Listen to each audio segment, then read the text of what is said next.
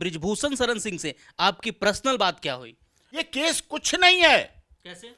ये आप देखेंगे थोड़े दिन बाद। अभी ब्रिजभूषण जिंदा है। उस मेडल की बदौलत आपको नौकरी मिली। उस मेडल से पहले आप बेरोजगार थे। बेरोजगार थे आप। कोई नौकरी नहीं दे रहा था आपको। जंतर मंतर खाली हो गया। हमारा तो काम हो गया साहब। यहां इस देश में इन महिला कानूनों के दुरुपयोग की वजह से 150 से 250 पुरुष प्रतिदिन आत्महत्या करते हैं। प्रतिदिन। जो रामचंद्र थे, राजा दशरथ के पुत्र थे, उनको प्रभु श्री राम बनाने में कैकेयी की महत्वपूर्ण भूमिका। राजा दशरथ और जनक की नहीं भूमिका है। अब अभी न्याय नहीं मिला है तो कैसे हम किसी को मंथरा, किसी को कैकेयी, किसी को राम बोल दें? साहब सब ठीक है, लेकिन मामला न्यायिक प्रक्रिया में है। पास्को के तहत मामला दर्ज है, यौन शोषण का आरोप है। मेडल बंद पड़े हैं, नौकरी चालू है, सैलरी आ रही है। नरेश टिकैत को मेडल मिले थे। नरेश टिकैत कुश्ती लड़े थे। प्रभु श्री राम भी राजा दशरथ के पुत्र थे, राजकुमार थे, लेकिन वो भगवान कैसे बने? आज मैं वो राजा आपके चैनल पे बताता हूं। बहुत लोगों को नहीं पता है भगवान कैसे बने। राजा तो सब थे। जिस राम की पूजा राम भी करते थे। मैं तो माला लेके जाना चाहता हूं। मैं तो गुलदस्ता रखे हैं मैंने, वो मैं माला देने कहां धरना चल रहा था? मुझे धरना बताइए। इस्तीफा दे के आना चाहिए कि मैं सम्मान कर लिया, अब मैं इसको नौकरी से इस्तीफा दे रहा हूं, और सैलरी भी वापस कर देनी चाहिए जो धरना के समय मिली हो। ब्रिजभूषण शरण सिंह बहुत अच्छे दिल के आदमी हैं। वो कभी गरीब और शरीफ के साथ गलत कभी नहीं करते, लेकिन शरीफ बन के आए कि हमारे देश में आज सचमुच के रावण जिंदा हैं, कागज के रावण जलते हैं। इतने झूठे आरोप लगाए जाते हैं, मिसयूज किया जाता है। और पॉक्सो तो एक जनरल वीकली बाजार की सब्जी मंडी की धारा हो गई है। कोई भी आओ कोई लगाओ, कोई भी आओ कोई लगाओ। हम देखते हैं क्वैशिंग होती है, पैसे ले लेके क्वैश किए जाते हैं। जब तक पैसे नहीं मिले सारा कुछ हुआ, पैसे मिलते हमारे साथ कुछ नहीं हुआ। ये साहब कौन सा ऐसा न्याय है? नमस्कार दोस्तों, बहुत स्वागत है आपका एचसीएन न्यूज में। मैं हूं आपके साथ नीतीश पाठक। ब्रिजभूषण शरण सिंह वर्सेस पहलवान मामले में हर दिन नए नए खुलासे हो रहे हैं, लेकिन आज मेरे साथ डॉक्टर एपी सिंह सर है, सीनियर एडवोकेट है, जाने माने चेहरा है। आज एपी सिंह सर ब्रिजभूषण शरण सिंह से मिलकर आए हैं। जी हाँ, कुछ ही वक्त पहले, मतलब कि 10 मिनट पहले ही ब्रिजभूषण शरण सिंह से मिलकर आए हैं एपी सिंह सर। आज आपने ब्रिजभूषण शरण सिंह से मुलाकात की, क्या बातचीत हुई, आप क्यों गए थे वहां, क्या कारण है इसके पीछे? कल गया था, मैं बुलाया था वहाँ जी। हम लोग गए थे, 4-5 लोग गए थे। तो कल बुलाया था, तो दोपहर के टिकट थे फ्लाइट के, फिर शाम को पहुँचा हूँ। और उसके बाद वहाँ मुलाकात हुई, उनसे बातचीत हुई, एक कार्यक्रम किया। उसके बाद फिर गंगा आरती, सरयू आरती की, बहुत पवित्र सरयू आरती, बड़ी धार्मिक रूप से बहुत विशाल सरयू आरती में हजारों लोग वहाँ थे उस आरती में। उसमें सभी अयोध्या के सारे संत उपस्थित थे। करनी सेना के संस्थापक कालवी जी के पुत्र उपस्थित थे, और शांडिल्य जी अखिल भारतीय ब्राह्मण सभा के अध्यक्ष वो उपस्थित थे। और इस तरह से वहाँ सभी सामाजिक गणमान्य लोग थे, और वहाँ उनके सामने सारी बातें हुई, और प्रेस कॉन्फ्रेंस रखी, मीडिया भी थे, और बातें भी हुई, कानूनी चर्चा भी हुई, जो भी है वो सारा कुछ। लगभग 30 वर्षों से सांसद हैं। राम जन्मभूमि अयोध्या मंदिर में प्रमुख भूमिका रही, रथ चलाया, और वहाँ मुस्लिम समुदाय के हमारे अजीज थे, वो लोग भी मिले और बड़े प्यार से मिले। और हमने उनके पोस्टर देखे 5 जून जन चेतना रैली के लिए, और उसमें बहुत बड़ा वो उनका तरफ से अनुरोध था, और आइए और स्वागत करेंगे, और ये सब मतलब इतना बड़ा। जैन समाज के हमने वहाँ होर्डिंग देखे लगे हुए, ब्राह्मण समाज के देखे, वहाँ गुजर समाज के देखे, दलित समाज के देखे, अग्रवाल समाज के देखे, महाराजा अग्रसेन भवन समिति और वो जो निर्माण कार्य करते हैं उनके देखे। लेकिन आज साक्षी विनेश बजरंग का बयान आया कि धरना नहीं करेंगे, लेकिन सत्याग्रह जारी रहेगा। अभी हम काम पर जा रहे हैं, नौकरी जो करते हैं वो नौकरी कर रहे हैं, लेकिन सत्याग्रह मेरा जारी रहेगा। उन्हें उस मेडल की बदौलत आपको नौकरी मिली। उस मेडल से पहले आप बेरोजगार थे आप। कोई नौकरी नहीं दे रहा था आपको। और जो सब दिलाने वाला मेडल था, जो भारत की आन बान शान थी, उसको आपने लिया, बैग में बंद किया और लेके गंगा में चल दिए। क्या था ये? क्या था ये? क्या सम्मान था? रोक तो दिया ना, नरेश टिकैत ने रोका ना। नरेश टिकैत को मिला था मेडल। नरेश टिकैत को मेडल मिले थे। नरेश टिकैत कुश्ती लड़े थे। नरेश टिकैत कुश्ती महासभा के महासंघ के सदस्य थे। Naresh Tikait Indian Olympic association के पदाधिकारी थे। क्या वो कौन रोकने वाले थे? क्या राष्ट्रपति जी ने रोका? खेल मंत्री जी ने रोका? सरकार के किसी व्यक्ति ने रोका? इंडियन ओलंपिक एसोसिएशन की महिला पीटी उषा उड़न परी, जो अध्यक्ष है इंडियन ओलंपिक एसोसिएशन की, जब वो आपके पास गई तो आपने उनके साथ क्या व्यवहार किया? क्या उनको बहन माना? क्या उनको अपने इंडियन ओलंपिक एसोसिएशन, अपनी संस्था का अध्यक्ष माना? क्या आपने संस्कार दिखाए? अब तो बोल रहे काम पर लौट गए हैं, लेकिन सत्याग्रह जारी रहेगा। कौन से काम पे? नौकरी। हाँ, नौकरी। नौकरी ना, किसकी नौकरी दी हुई है? जो मेडल वहां बंद पड़े हैं टिकैत जी के यहां, जिसकी वजह से मेडल बंद पड़े हैं, नौकरी चालू है, सैलरी आ रही है, जनता सब समझ रही है। क्या बेटियों की मेहनत नहीं थी क्या सर? उसमें बेटियों बिना मेहनत किए हुए थोड़े कोई ओलंपियन बन जाता है। बेटियों ने मेहनत की थी, तभी सम्मान मिला था। उस बेटियों ने अपनी मेहनत के सम्मान का क्या किया, मुझे ये बताइए। वो मेडल राष्ट्रपति जी को सौंपे जा सकते थे ना, दिए जा सकते थे, हिमाचल हरियाणा के गवर्नर साहब को सौंपे जा सकते थे। वो मेडल इंडियन ओलंपिक एसोसिएशन की अध्यक्षा को सौंपे जा सकते थे। वो मेडल खेल मंत्रालय को सौंपे जा सकते थे। वो मेडल किसी की प्राइवेट अमानत नहीं है, वो सरकार का। अमित शाह ने मुलाकात की है सर। अच्छी बात है। अमित शाह तो बड़े दिल वाले हैं, बड़े हृदय के मालिक हैं। उन्होंने मुलाकात की, उन्होंने अच्छा किया, तो बहुत पहुंचे हुए। अमित शाह की तो बुद्धिमत्ता थी।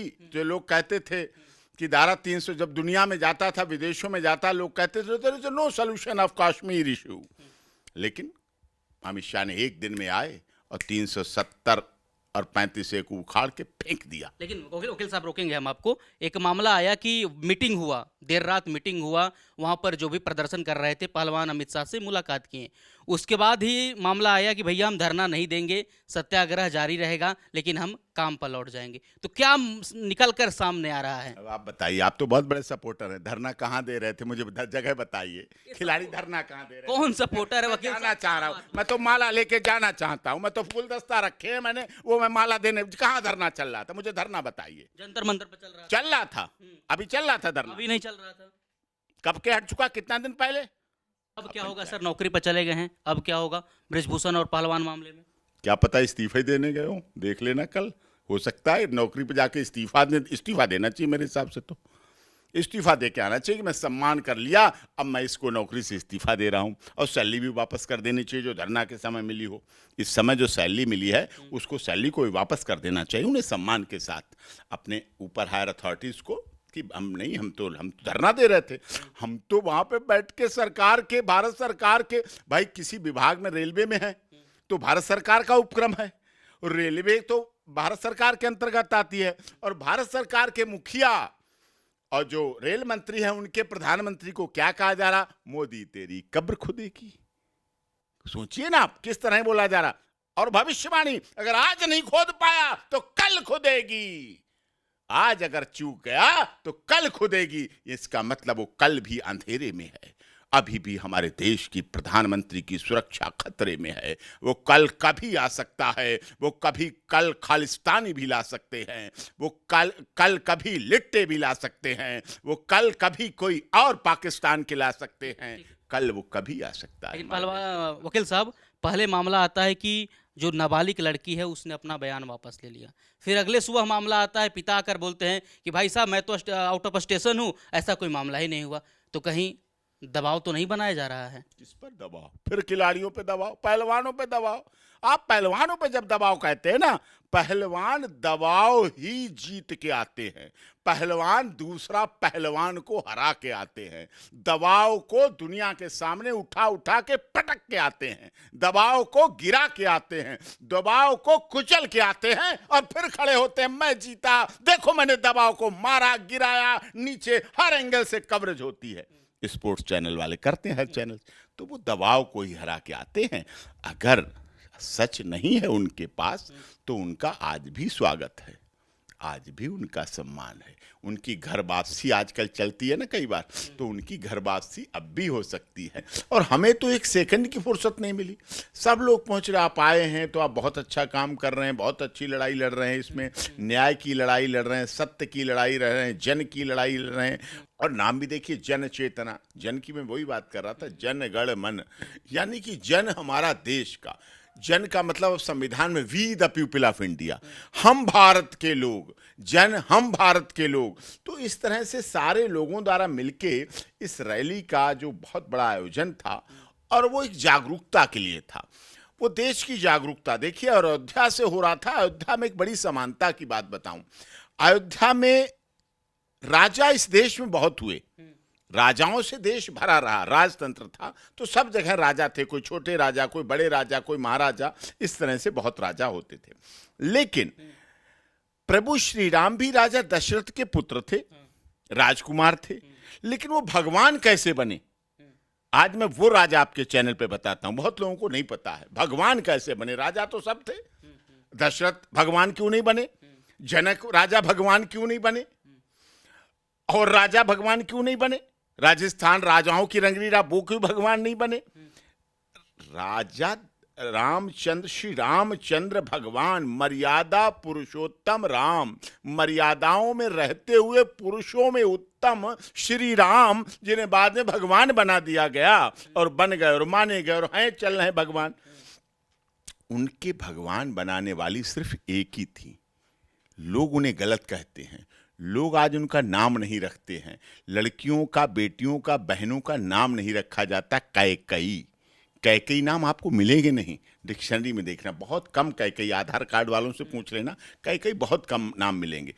क्योंकि कैकई अच्छा नाम नहीं माना जाता है, सूपनखा अच्छा नहीं नाम माना जाता, ऐसा है। तो कैकई ने प्रभु श्री राम, जो रामचंद्र थे, राजा दशरथ के पुत्र थे, उनको प्रभु श्री राम बनाने में कैकई की महत्वपूर्ण भूमिका। राजा दशरथ और जनक की नहीं भूमिका है। लोग कहते हैं हनुमान जी की भूमिका है, लक्ष्मण भरत शत्रुघ्न की, सबसे बड़ी भूमिका है कैकई की। तो कैकई ने शुरुआत की और उसके बाद उन्हें मिलते चले गए। लक्ष्मण जी ने अपनी पत्नी त्यागी, छोड़ी और उसको चल दिए। किस तरफ इशारा कर रहे हो वकील साहब आप? मैं सुनिए, वर्तमान में जो मुद्दा है ब्रिजभूषण और पहलवान का मुद्दा, आप किस तरफ इशारा कर रहे हैं? मैं इशारा नहीं कर रहा हूं, मैं डायरेक्ट कह रहा हूं। क्या डायरेक्ट? तो मैं करता ही नहीं, मेरे इशारा कोर्ट में नहीं चलता, कोर्ट में तो डायरेक्ट बोला जाता है, वो मैं समझिए आप। तो उसमें क्या हुआ, जब वहाँ भरत का रोल बाद में आया, हनुमान जी जंगल में मिले, जामवंत बाद में मिले, सब जब सीता हरण हुआ और शक्ति लगी, ये सब चीज़ें, सुग्रीव, सबकी बात बाद में आई। तो सबसे ये बाद में मिले। सबसे पहले तो राम को अपने पिता के सामने 14 वर्ष के लिए वनवास जाना पड़ा। पत्नी ने अपनी पत्नी भक्ति निभाई। राजा जनक की बेटी थी, वो भी राजकुमारी थी, वो अपने पति के साथ चल दी भगवा वस्त्रों में। अगर चाहते आज के पिता होते राजा जनक जैसे, तो राम पे domestic violation act 498, 406, 125 CrPC, torture, दहेज, जंगल में घुमा रहे मेरी बेटी को, भूखा रख रहे, परेशान कर रहे, महलों में रहने वाली रानी की ये सुविधाएं नहीं मिली, नौकर नहीं मिले, नौकरानी नहीं मिली, ये नहीं मिला, लंबी फेहरिस्त दे देते आज के माँ बाप, दे देते हैं आज के माँ बाप, दिखाते मैंने तो सिंह साहब 2 करोड़ में शादी की थी, ये तो नौकर 2 ही रख रहा है, इसे 4 नौकरानी चाहिए। ऐसे लोग हैं हमारे देश में। तो वो सीता चली गई। राजा जनक ने कहीं कोई शिकायत नहीं की। वो 100 मोटो भी ले सकते थे। राजा जनक तो अपनी नेपाल के उसके मालिक थे, तो वो 100 मोटो नोटिस कर देते राम को, चलो राम हाजिर हो, तुम्हें नहीं ऐसे करूंगा। नहीं किया उन्होंने। अब चलते चले गए। किस लिए गए राम? क्या कैकई को रहने में कोई समस्या आ रही थी? क्या कैकई को प्रॉपर्टी कितना मुद्दा था? भरत ने तो कह दिया मुझे प्रॉपर्टी नहीं चाहिए, मैं तो खड़ा हूं, राम के शासन करूंगा। कोई ऐसा लक्ष्मण को नहीं, लक्ष्मण का मैं तो जा रहा हूं साथ, और बस। लेकिन नहीं, एक बहुत बड़ी प्रकृति रचना कर रही थी। प्रकृति जो अलमाइटी पावर है, वो राम रचना कर रहा था, जिस राम की पूजा राम भी करते थे। जिस राम की पूजा राम भी करते थे, वो अलमाइटी पावर थी। वो ऐसी रचना रची कि जब तक राम निकलेंगे नहीं तब तक रावण का अंत नहीं होगा। दक्षिण भारत में चल रही असुर जितनी शक्तियां थी, गलत शक्तियां थी, एंटी सोशल एलिमेंट्स, गलत लोग थे, असुर लोग थे, उनका नाश नहीं होगा, दानवों का नाश नहीं होगा। उनका नाश करने के लिए राम को 14 वर्ष वनवास हुआ। वो बाहर आए। नहीं, कैकेयी तो प्यार करती थी, कैकेयी लाड़ करती थी, अपने बच्चों जैसा मानती थी। मां महारानी कैसे अलग कर सकती है अपने पुत्र को? राम को बड़े पुत्र थे और राम सहज चले गए। ऋषि मुनियों ने स्वीकार किया और सब उनके साथ चले गए। बानर मिले, सेना मिली, समुद्र मंथन, सब कुछ हुआ, शक्ति लगी, सब कुछ वहां हुए, युद्ध हुआ और रावण का अंत करके फिर वापस वो अयोध्या आए। जब वापस अयोध्या आए तो दीपावली मनाई गई। ये दीपावली इसीलिए मनाते हैं, खुशी का दिन है। रामनवमी इसीलिए मनाते हैं कि दीपावली पे हमारे प्रभु श्री राम बुराई का अंत आते हैं। और इसीलिए दशहरा वाले दिन रावण को कागज के रूप में जलाते हैं। वो बात अलग है कि हमारे देश में आज सचमुच के रावण जिंदा हैं, कागज के रावण जलती हैं। लेकिन साहब सब ठीक है, लेकिन मामला न्यायिक प्रक्रिया में है। पास्को के तहत मामला दर्ज है, यौन शोषण का आरोप है। अब अभी अन्याय नहीं मिला है तो कैसे हम किसी को मंथरा, किसी को कह के किसी को राम बोल दें? ये केस कुछ नहीं है। कैसे? ये आप देखेंगे थोड़े दिन बाद। सुप्रीम कोर्ट ने भी कह दिया एफआईआर दर्ज करो और जांच करो। बस तो जांच हो रही है, जांच हो रही है। जांच में कुछ ऐसा मिला नहीं मिला, मैं उस पर भी कमेंट नहीं कर रहा हूं, आने दीजिए रिपोर्ट। हमने जो केस डाला बम महाराज से की तरफ से, जो उन्होंने आए हम थे, उसमें मोदी जी तेरी कब्र खुदेगी, उस पर एक्शन टेकन रिपोर्ट कोर्ट ने मांग ली और उस पर 9 तारीख को एक्शन टेकन रिपोर्ट आएगी। जंतर मंतर खाली हो गया, हमारा तो काम हो गया साहब, मेरी जीत हो गई।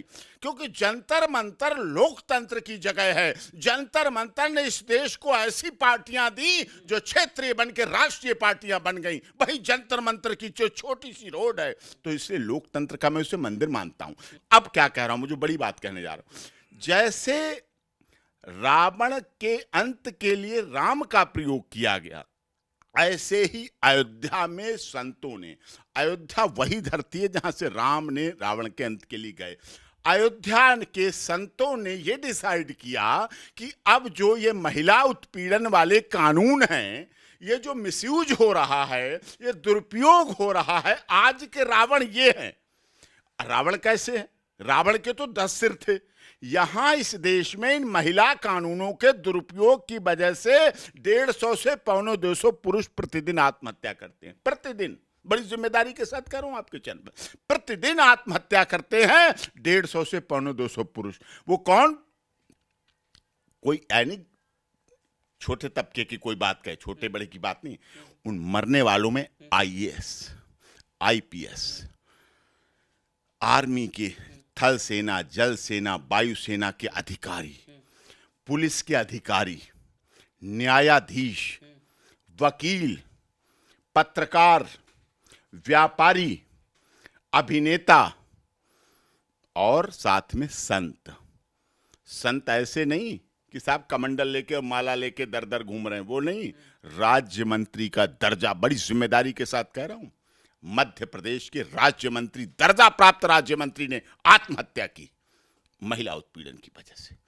इतने झूठे आरोप लगाए जाते हैं, मिसयूज किया जाता है। और पॉक्सो तो एक जनरल वीकली बाजार की सब्जी मंडी की धारा हो गई है।